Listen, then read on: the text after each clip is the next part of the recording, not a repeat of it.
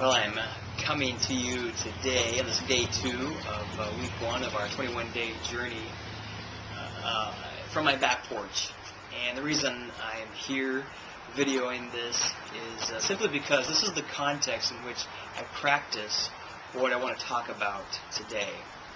In Psalm 46 verses 10 to 11 it says this. It says, "To be still and know that I am God. I will be exalted among the nations. I will be exalted in the earth. The Lord of hosts is with us. The God of Jacob is our fortress." Selah. Now, in the midst of these 2 verses that packs a great promise, especially when you're in tough times, that God is still God, that God is exalted, that God is above the earth, that God is with us. In the midst of that great promise, we find a principle and really a practice that helps us remember who God is, that helps us hear from God, that helps us see God for who He is. And it's really this principle and this practice of being still.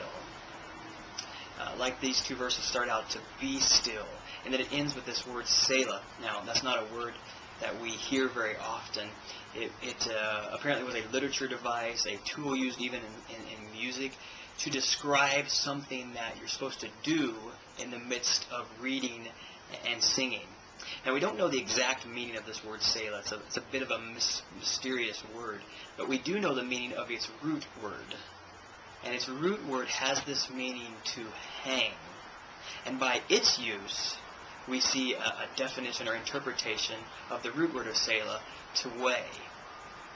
And so we can kind of take all that together and package it together in this word Selah. Even taking the first part of verse 10, we come to understand that to Selah means to stop and purposely, almost forcefully stop, to think, to reflect, to meditate upon what you have just read, to weigh what God is teaching you through what you just read.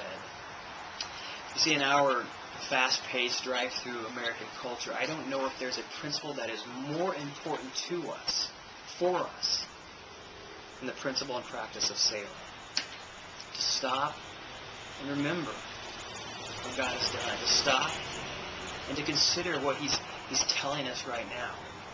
You see, right here in my back porch, sometimes in the hot tub, I practice Selah, considering what God is saying through Scripture and through prayer, stopping and getting away from the distractions, from the noise of our daily life. And not so much the noise like you hear this noise on the outside, which is not a distraction to me, but the noise of my life. A lot of talk, a TV, music. To get alone, to get quiet, and to Selah, so I can hear God. My hope is that you will practice Selah in this 21-day journey. I am convinced that without Selah, we really don't hear from God. So my hope and my prayer is that you'll take time to Selah, so you too will hear from God in this 21-day journey.